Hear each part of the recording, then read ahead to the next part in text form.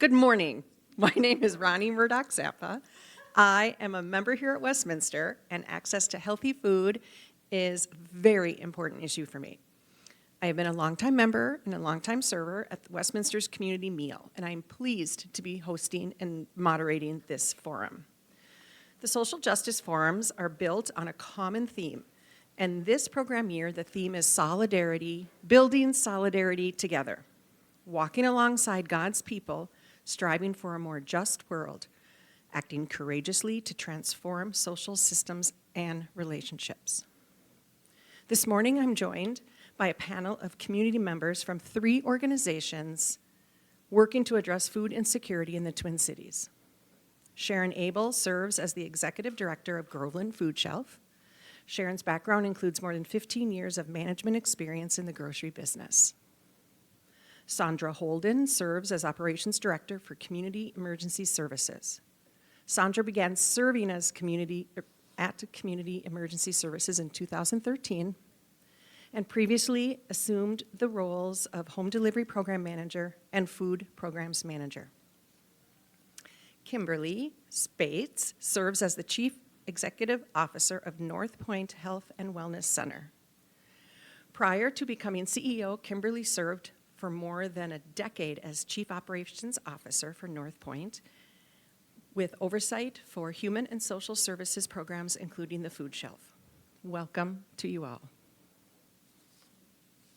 First, a few logistical items. We ask that you hold your questions until after the presentations. There will be time for Q&A. For those attending in person in the Meisel room, please raise your hand and I will come around with a microphone so everybody here in person and on the live stream can hear your comments and questions. For those attending on the live stream, Elena will be managing that system, and please post your comments or questions and she will get those to the microphone. As part of our ongoing effort to promote respectful conversations focused on concerns in our community, the social justice team has established guidelines for the social justice forums that you now see on the screen. This morning, I would like to highlight our 5th point, honoring the image of God. We will avoid stereotypes and generalities, especially those related to specific racial and ethnic members of our community. Please take some time and read the other 4.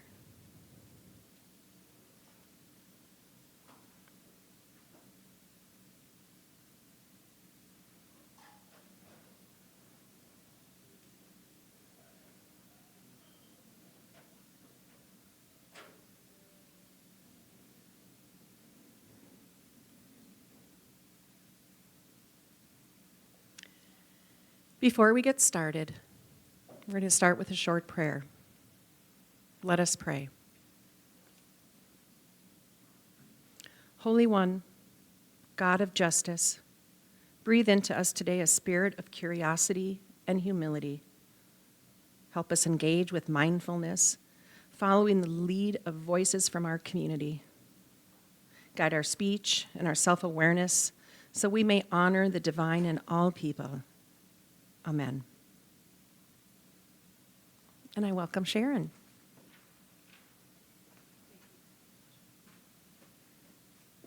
Hello, everybody. Thank you for coming. Thank you for caring about this issue. It is a very serious problem, as we all know, has been forever. I am the Executive Director at Groveland Emergency Food Shelf. Right in front of the mic. Oh, am I not loud enough? No, you're not. Mike's What? Not what? The mic's not catching it. So I normally try and tone it down. I know. Use your voice. Oh, God. Okay, buckle up. Yeah. All right. Okay. Close to the mic. Got you. Okay, you're much taller than I am, so here. Okay. There you go. Perfect. Okay. As I was saying, food shelf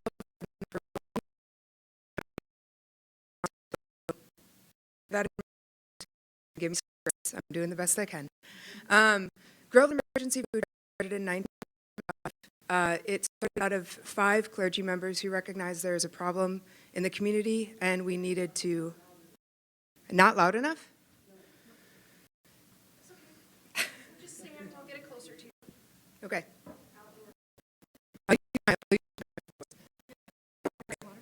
No, I'm all right. Thank you. Okay, so we started in 1975. It's a combination of 5 churches that's Groveland and Shelf. It is First Christian, Plymouth Congregational Church, which is where we are actually located, Westminster, St. Mark's, and a 5th one that I cannot remember off the top of my head. I'm so sorry. And those 5 churches make up the majority of our board. And we are currently trying to adjust that and open up some more board opportunities for folks that are members of our community. So members of our community have an impact on the actual organization at a more substantial level than we do currently. We have been around since 1975, as I mentioned. We have experienced post-COVID, as I'm sure many places have, a massive, massive, massive uptick on the number of people we are serving. Currently, we are serving about 220 to 260 people every day that we're open. We're serving about 5,000 folks a month right now. And that has only going to continue to increase and has increased in the last couple months. The thing that is really unique about Groveland is there will be questions in the panel that I will not be able to answer. And many of those questions are because we have no barriers. Our mission is if you need food, you can come and get it. That's the end of our mission. There's nothing else. If you need food, come and get it. We're going to ask you for your name and your date of birth when you arrive, and that is it. If you give me a fake name, I don't care. If you give me a fake birthday, I don't care. If you need food, that's what I care about. And that is everything about Groveland. We are located in the basement of Plymouth Congregational Church, although we are not part of that church. I need to be really clear about that. We are a completely separate entity. So we don't have any religious affiliation of any sort. If you need food, just come and get it. That is our standard. Those are our values. And as long as I'm there, those are the values we're going to continue to uphold. And now, are you ready? You guys, everyone give a really, really, really, really, really warm welcome. She's very excited. And she's not nervous at all, and we're just going to fill her with love.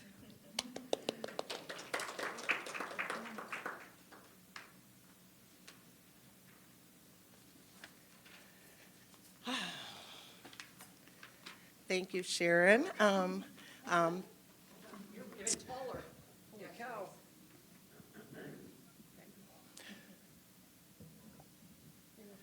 Thank you, Sharon, for the work that Groveland is doing in our communities.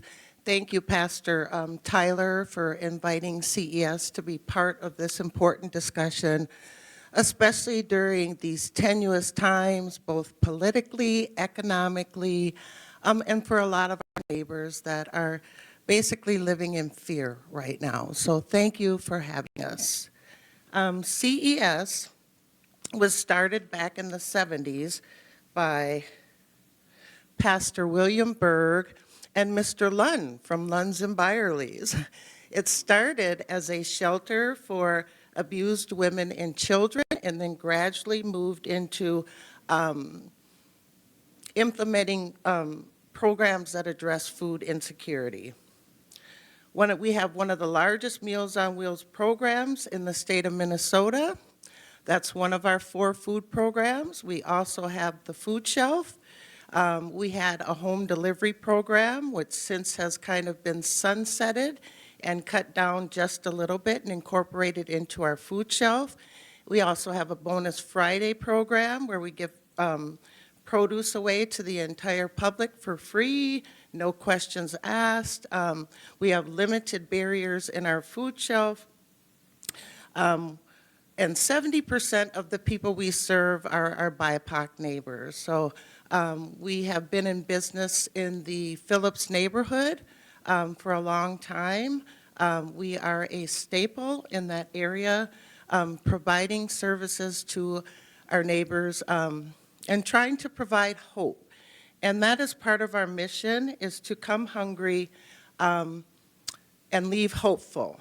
And what we try to do is implement other surrounding services that relieve some of the economic stress for our neighbors so that they're able to pay their rent, pay their electric bills, and just get through life. Our food shelf, we provide a lot of nourishing and culturally specific foods. Oops, let me go back. Just because of our huge Hispanic population that we serve, we have East and West African neighbors that we serve Asian neighbors. So we have a wide array of demographics that we serve through the CES agency. We also have a large Meals on Wheels program. We serve about 400 people, neighbors a day. We have about 23 routes, and we serve both hot meals every day and frozen meals. We also have an Anna Meals program because what we found out is a lot of our seniors, our isolated seniors, would forego feeding themselves in order to take care of their pets. And that relationship is super important to our seniors. So we developed the Anna Meals program where we deliver Anna Meals. We deliver pet food one time per month to all of our isolated seniors who need that service. We also provide pet food now in our food shelf as well. Recently, because of the significant increased need, which I believe was over 7 million in 2024, and is expected to maybe increase to 9 million visits, food shelf visits in the year of 2024. So we've tried to implement services to broaden our reach to our neighbors. We've implemented a appointment-based food shelf visit so that there aren't any lines to wait outside to get into the food shelf, which we felt was a more dignified and respectful response to our neighbors, and we are so thankful right now that we're doing it that way.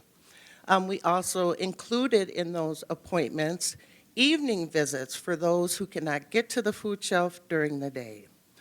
We've also included what we call food lockers, and thank you to the support of Second Harvest, who has been instrumental in us getting this program off the ground. So now we're able to offer our food shelf service to neighbors who can not only get there in the day, but may have other issues why they can't come to the food shelf during the daytime. Whether those be you have anxiety issues, or you just don't want to be seen out in public, or you may still suffer from some feelings of shame and guilt, which is unfortunate. We try to offer a very welcoming atmosphere, a dignified atmosphere. We have a kids area where if you have families with children, you can come and feel welcomed into the environment. Our food lockers are doing well, and we hope to even increase the amount of lockers we have moving forward.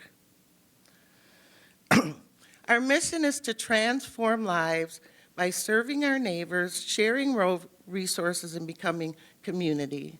And we consider it a place where people come hungry but leave hopeful. And we do that by offering other additional connections to resources. We have a backpack program. We do winter gear. And currently, we're undergoing a renovation of our food shelf. And within that, we'll be opening even further what we call is Jean's Closet. And that's where we offer household items and necessities to people who have just moved into a place or just need pots and pans, need dishes. A lot of times we serve a very transient population, people that may be coming out of incarceration that need assistance, people that are coming out of treatment that need assistance getting on their feet, and just having the daily things that we have in order to live, I want to say fulfilled life, but that's kind of a large goal right now, but just in order to have the staples that you need as an individual to live your life, to have the things at home, your dishes, your pots, your pans, your foods, food for your pet, any of those resources that help enhance, I guess, the quality of your life. This is just an impact story from somebody that came through the food shelf, talked about CES has reduced their stress, I know my kids will have healthy food to eat. I want the best for my kids, but with my budget, I was choosing between bills and groceries.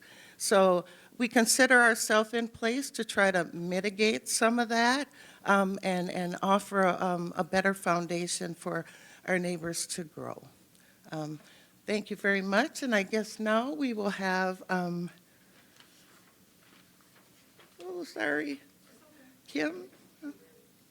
Kimberly from NorthPoint.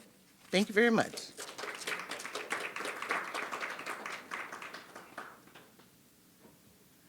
Good morning. How's everybody doing? Is this good? Can everybody hear me okay? Great. You know, when you're last, you get to, take everybody's stuff and hopefully get it together. But first, I just want to say thank you for all of you being here this morning. Thank you to my colleagues in the struggle around food security.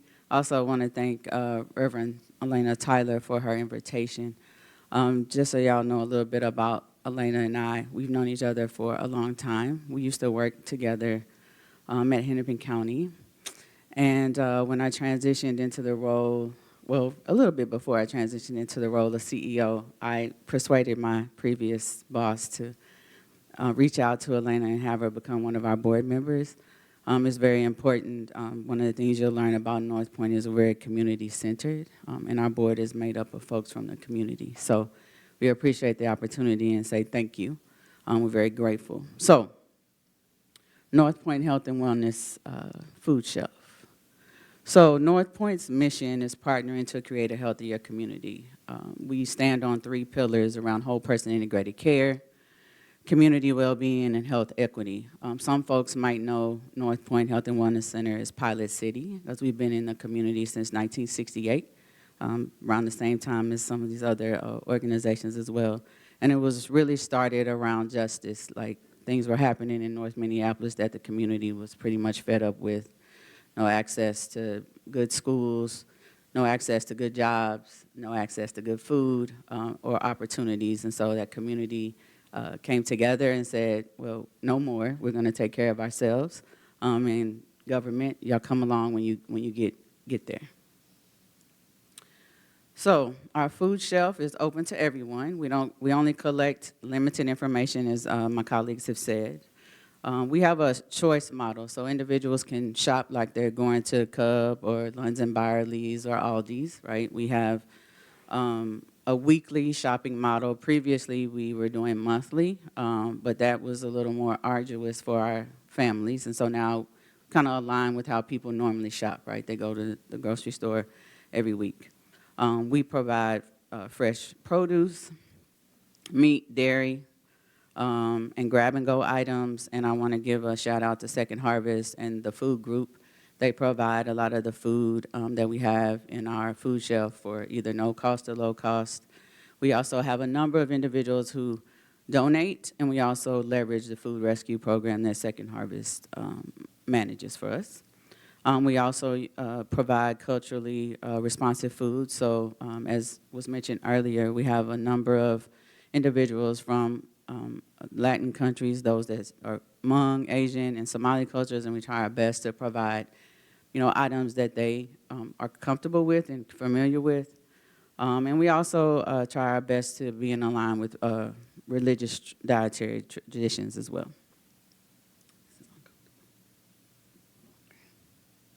So, but we're also more than just food. So we have cleaning supplies, personal hygiene items, pet food. We also, baby food and formula, diapers, and donor breast milk. So as you will see in a later slide, NorthPoint is a really large organization. We do more than just food.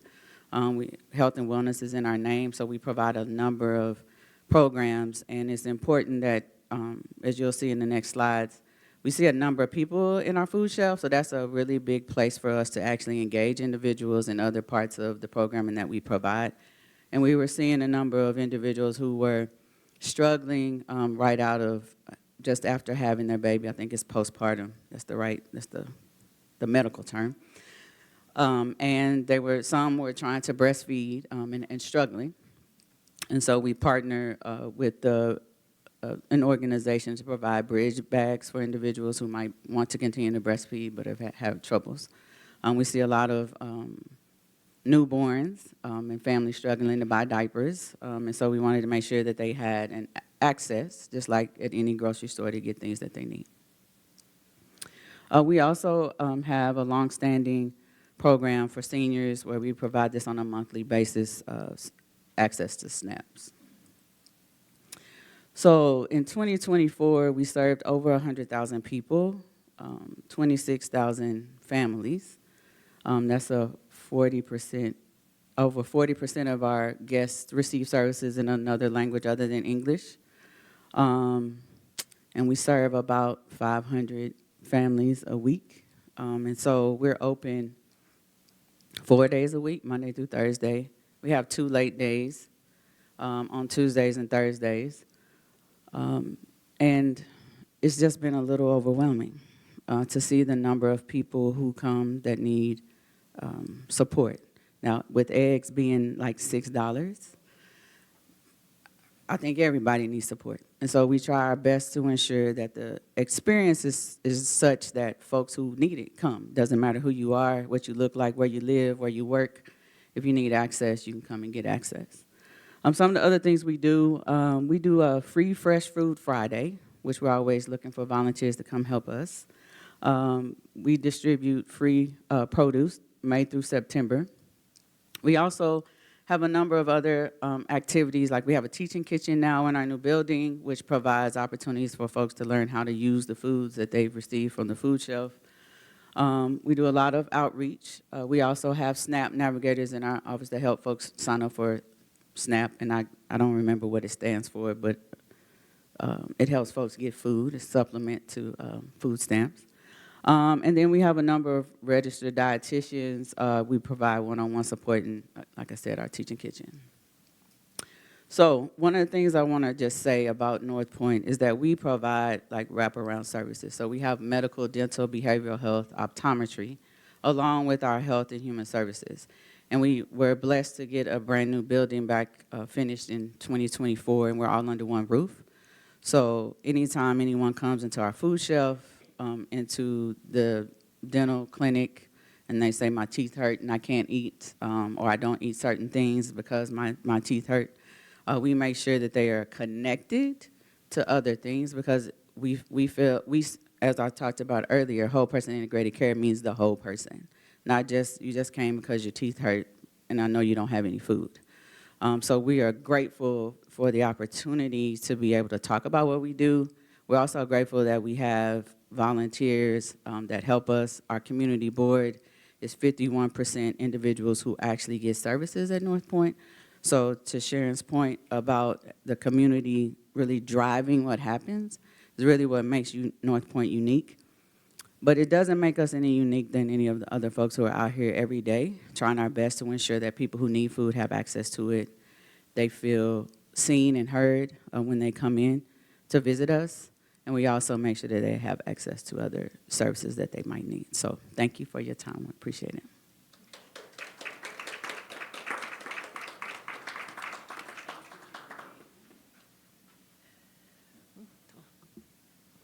Thank you, all three of you. Thank you very much. I am aware and know and support these three organizations, but I learned a lot, actually. Okay, please come to the table, pick up the microphone before you sit down, and I will ask the questions that you can answer, and then after our 5 questions, we've added one, we'll open it up to Q&A. So if you have questions bubbling, think about them as our panelists are answering the 4 questions. Our first question is, input from people with lived experience of food insecurity are central to developing effective responses. Please describe how your organization involves the people you serve in shaping operations and making decisions. And anyone who wants to start can start. I can start. One of the things that we do on a regular basis is do surveys with our folks that get services in our food shelf. It's very simple. We ask a few key questions. And one of the reasons why we went to a weekly model is because people struggled with coming in once a month and trying to make all that food last for that period of time, or they were receiving things that they really didn't want. So we were able to shift what we purchased to really focus more on fresh fruits and vegetables, grab-and-go items, and move into the weekly model because that's what people said that they needed. And we have seen an uptick in folks coming in once we made that change. So we have that we ask them folks directly. We also have our board that I mentioned earlier that's made of the community. So they give us a lot of feedback about what they're seeing in the community and what they want to see happen. So that's why we have kind of our free fresh food Fridays, so that's open to everyone. So yeah, those are a couple of ways that we do it at NorthPoint. At CES, we also engage in regular surveys to find out how we could better serve our neighbors. And also, we, as well as partnering with Second Harvest, we partner with the food group who offered us the ability and the funding to do a community engagement project back in 2023. And we hosted a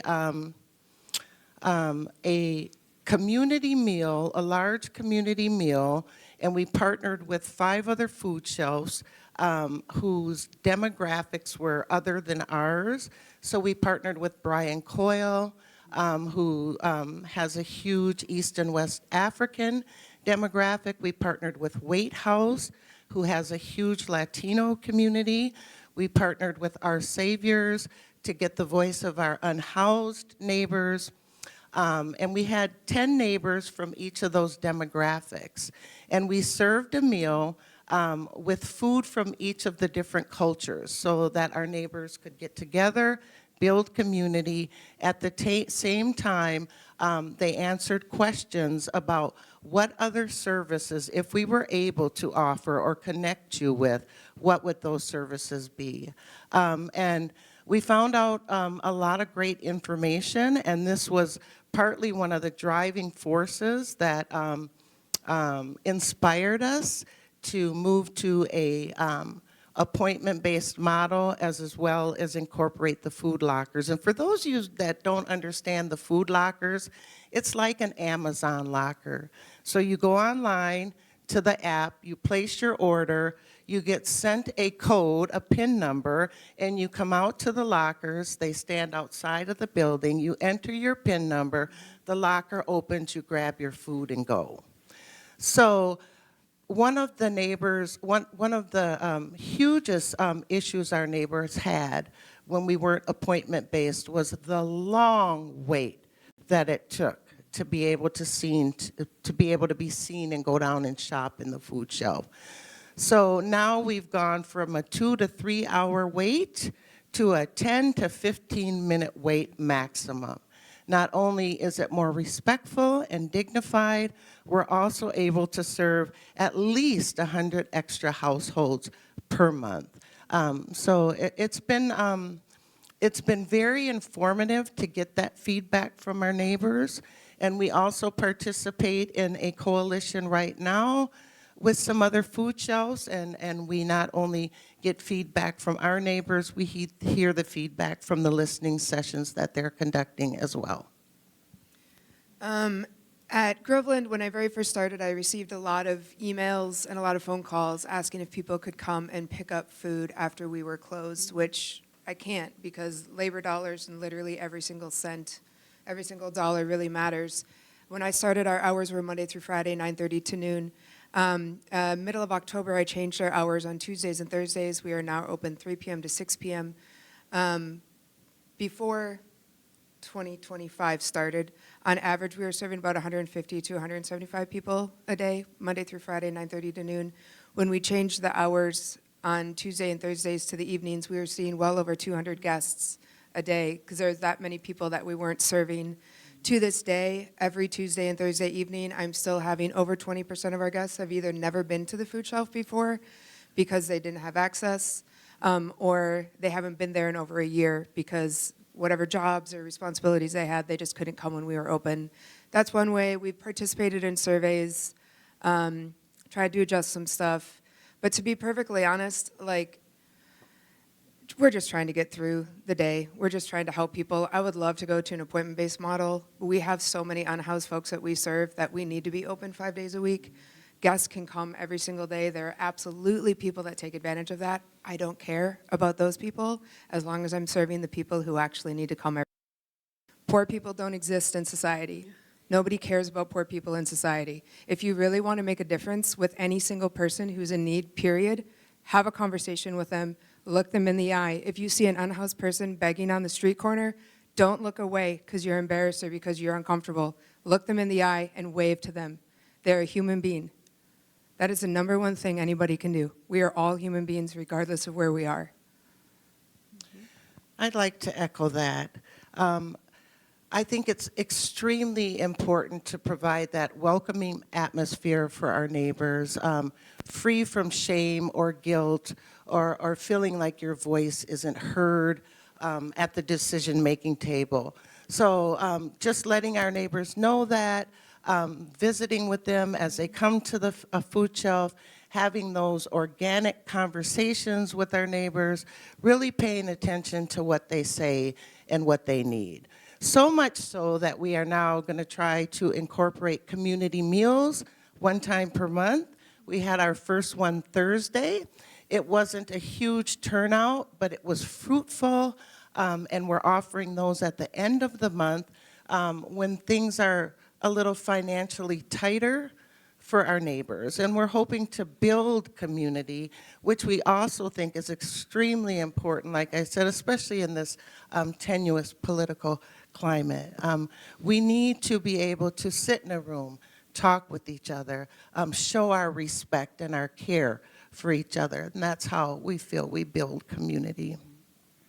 Yeah, I agree with what my panelists have already said. The one thing that I will kind of talk about from our perspective at NorthPoint is we can't do it by ourselves. So it takes other partners in the community to help us get the message out, like Second Harvest, like the food group that provide us the access to the food that we have, but also partnering with other organizations that really serve specific populations that we might not have the inroads into, and having them be able to be the trusted source for a senior who might be isolated and doesn't want to come to the food shelf. But we have a proxy program as well, so individuals who might be have anxiety, or they might be incarcerated, they might be in a halfway house, they might be in treatment, they still need food. And so someone like a social worker or a care coordinator can come on their behalf and pick up food for them. So it's really understanding the people that you're serving and understanding if you're not getting to them what organization might be, and ensuring that you're partnering with that organization so they can have access, as well as what you all have said as well. It's very important that people see themselves in the services that are being provided. Thank you. Many of our neighbors experience food insecurity because of systemic poverty. How is your organization advocating for transforming systems? I can answer that first. CES, every year we participate in Hunger Day on the Hill. We stay aware of the current bills that are on the floor, and we partner with other food shelves once we're down there to kind of bring our common goal to our legislators. There's a kind of an informative session first of about an hour and a half, and then they move into legislative visits. So you can visit with your legislator. We've brought some of our neighbors to come in and tell their story to legislators, and I feel that that is a critical move that we can do as food shelves and other services in the community to kind of really bring the message from our neighbors up the political ladder to our legislators. Yeah, we do some of the similar things at NorthPoint around advocacy. Right, we're connected to a pretty big machine at Hennepin County, and so we leverage the relationships with our county commissioners as well as our state and federal representatives to ensure that they understand the impacts of some of the things that are coming down on folks ability to access the services that we provide. But also at NorthPoint, we want to make sure that folks have access to health care as well. So NorthPoint is a federally qualified healthcare center, which means that anyone who has a need can come to NorthPoint for services regardless of their ability to pay. We have a way in which individuals who may not have insurance can still get access to services. So we want to make sure that not only their food insecurity is met, but we have other programs in our health and human services area that address housing stability, employment, as well as, just being able to just have a place to come and just have a conversation about what's actually happening and help people navigate the systems that they often find themselves in and don't even understand.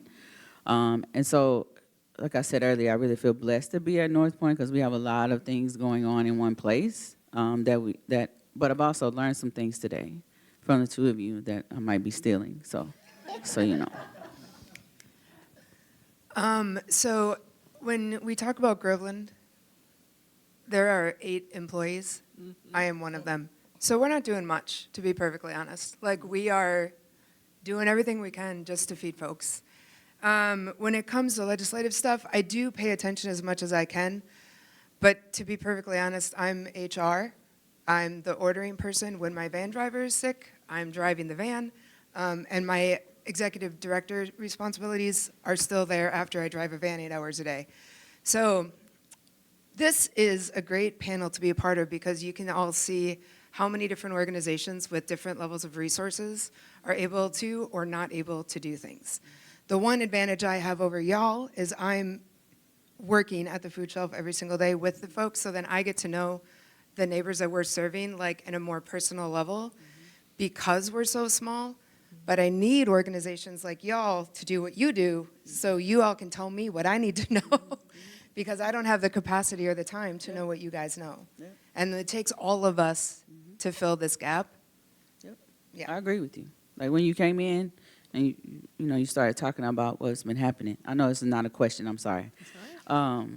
But to me, it's our responsibility to ensure that you have what you need, that you have access to the things that you need access to, that we provide the support, because the system is what makes sure that folks are able to be able to get the food they need or access to whatever. So I'm glad I met you all today, because you might be getting some calls from me. So, If I may, I would just like to echo something about building community with our partnering agencies as well. We can't do it all by ourselves. We broaden our reach by pooling our resources and sharing with each other. And we would be happy to discuss with you how we can share some of our resources with you, especially when we undergo our renovation. We'll be looking for somewhere to take some of the rescue food partnerships we have and offer that to other agencies in the community. Once the renovation is done, we don't have the capability to do a lot of the wraparound services. However, now that I know, and now we will know, the rest of the agency, what NorthPoint has to offer. And we can refer our individuals to NorthPoint to get some of those wraparound services. So these are exactly the kind of conversations we need to have and build community so that we can stabilize our own organizations, share our resources, and broaden our reach. Well, we're glad we could be the catalyst for you guys to build solidarity together. How about that? Yes.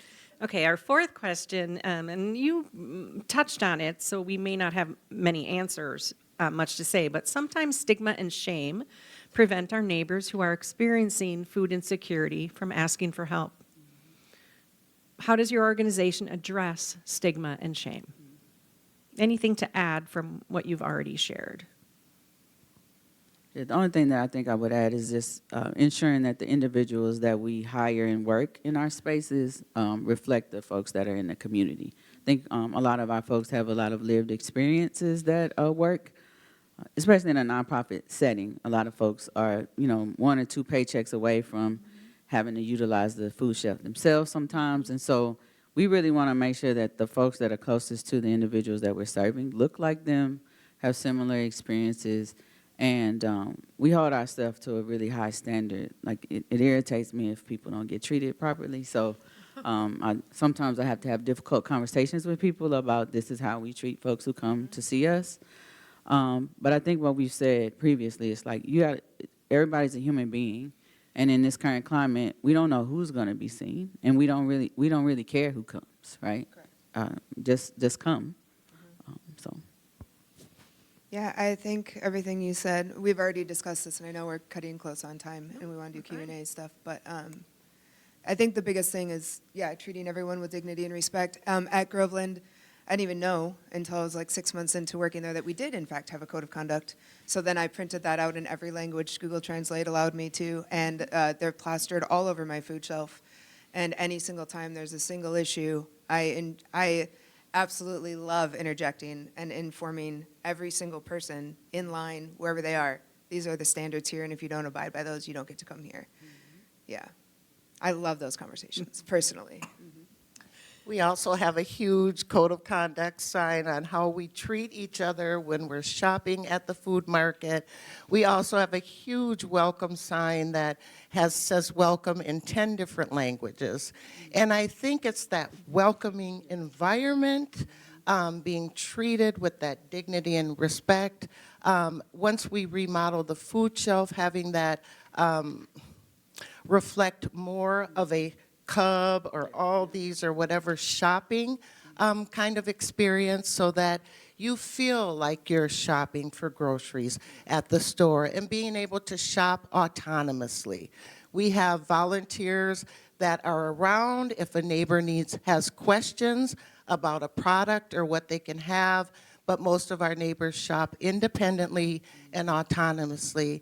And I think another big contributing factor to making our neighbors feel welcome is having signage in different languages, having volunteers that speak those different languages so that our neighbors see themselves in our staff and our volunteers during their shopping experience. Thank you for all you do. We have an additional question that just came to me from Elena. Okay. And I'd like everybody in the audience to grab if you have a piece of paper and a pencil, or pull out your phone to make a note. How can we help? How can we volunteer? What are the opportunities? How do we get connected? What can we do to volunteer? Yeah, so you can go to NorthPointHealth.org /volunteer, and we have all of our volunteer opportunities there.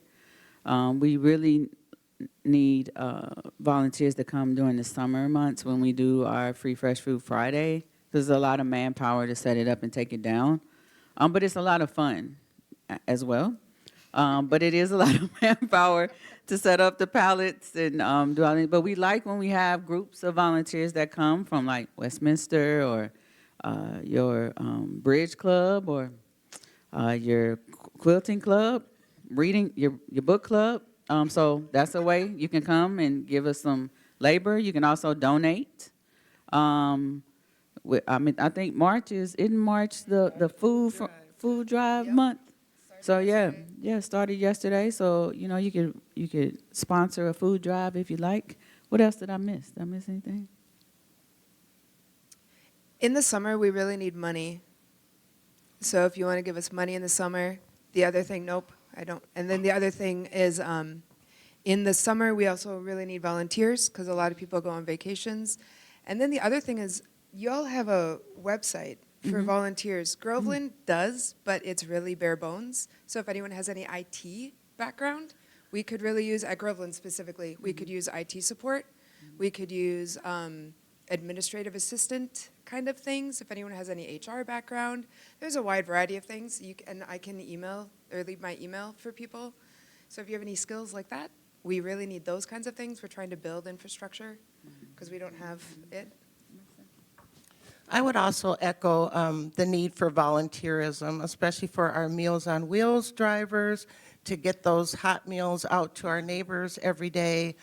If you have any of those specified skill sets that we can put to use as an agency, whether that be teaching English as a second language, being able to connect our neighbors with more resources, that would be helpful as well. Also, if you could help us generate awareness about our programs and the services that we have. Each month we serve 100 at minimum new households every month. So just to be able to get the word out about our different programs, wraparound services, longer hours, appointment-based, lockers, all the different ways that we can serve our community. I just want to say that we would be very happy to post these volunteer opportunities. Here at Westminster, if you go to ACT on the website, there is a Get Involved link. We are moments away from having the Groveland posting up. We do have one for Meals on Wheels. We would be so glad to add in the NorthPoint opportunities as well. I also want to say that when you read the article in the February newsletter about gifts to the community and trusted organizations, underline trusted organizations. These are the kinds of organizations that we are so grateful to be connected with, because they are connecting with our neighbors in ways that we couldn't. Thank you, Elena. Thank you, Kimberly, Sandra, and Sharon. We have about 10 minutes for questions from the audience. Are there any questions that you would like to ask?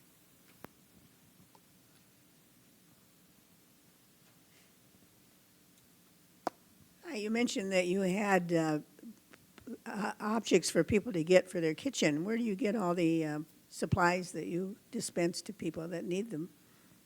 So originally it started as Jean's Closet, and we had a volunteer. And one of her passions was to provide our neighbors with those essential household goods. And so that's kind of how it started. So when you come and you have a food shelf visit, if you voice that to one of the advocates or the market volunteers that's assisting you, they will ask you what you need, and then they will go and retrieve that from Jean's Closet. However, when we complete the renovation, we're going to move that up to a different level. And we have received funding in order to keep that program supplied for over the next year. So that's kind of how we get the product for it, and we have gotten the product.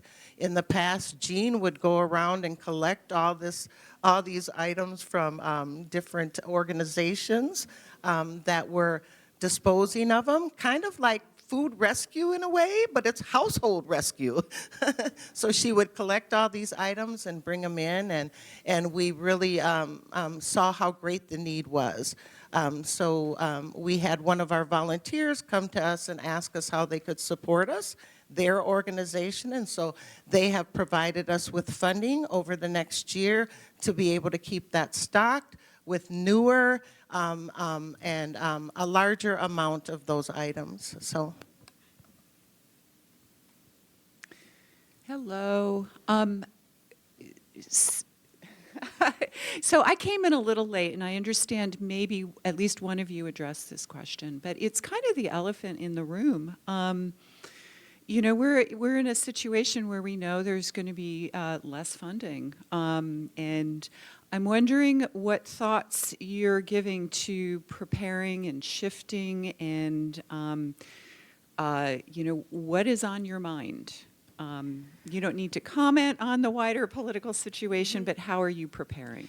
So we at Groveland are actually incredibly fortunate. I'm lucky enough to be kind of in this, we lovingly refer to ourselves as the Southsider foodies or something. It's a bunch of food shelf directors. And I know of 2 different food shelves that have already lost massive grants that were federally provided. We are very lucky at Groveland. We're so far, all of our grants nothing has been impacted. We're all state for the most part. I am very concerned going into 2026 because the state has been really generous because they've been able to, and I don't know if they're going to be able to continue to be so generous going into 26. So thoughts have been terror, and then trying to not just focus on that and finding ways that we can be actionable. So already I have, for the first time ever, yesterday was the first time Groveland stopped receiving food on Saturdays. We are not open to the public on the weekend. We're open Monday through Friday, but we still receive food 7 days a week. Since we're not open until Monday, I stopped receiving food on Saturdays, so we will have less food throughout the week, but I'm saving on labor. I'm able to share that food with other food shelves that are open on Saturdays that do need it, and since it's already rescued food, it's sitting there. So I'm already trying to trim the fat. I am lucky enough to be somebody who grew up using food shelves, so I'm very good at budgets, and I'm very good at kind of tightening up the things when you need to. So I'm operating as if we're over budget for all of 25 in preparation for 26. Thank you. Yeah, I think what I would say is something similar. A lot of the funding that we have is from the state or philanthropic funding, and so we really are trying to lean into increasing our donor base to support us in being able to continue to provide the service at the level that we do. I think the thing that keeps me up at night is anything that's going to get cut to some of the safety net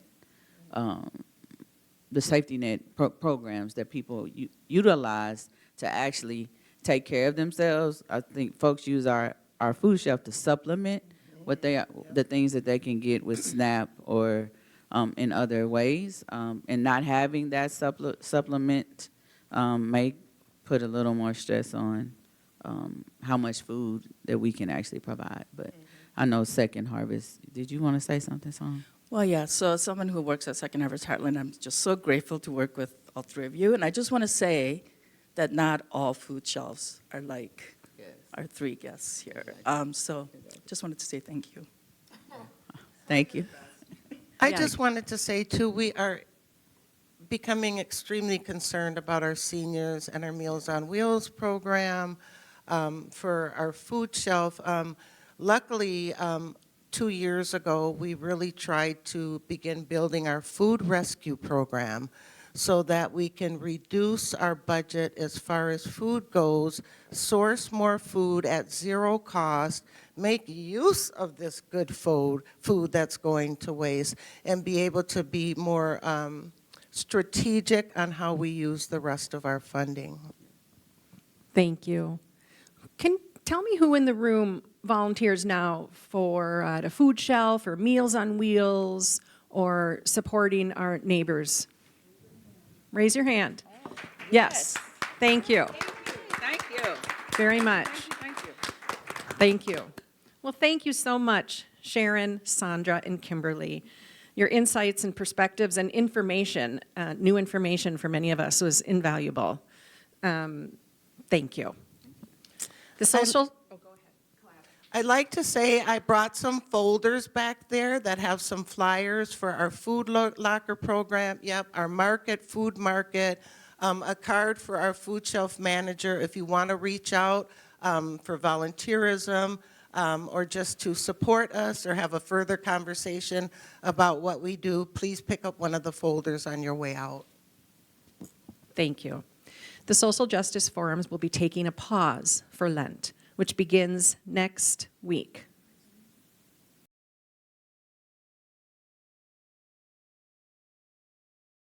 While the forum pauses, we encourage you to participate in Church in the Round, the small group discussions to continue exploring the theme of building solidarity together. The Social Justice Forums will resume the Sunday after Easter on April 27th. Watch the bulletin and other church communications for information. Take care. Thank you.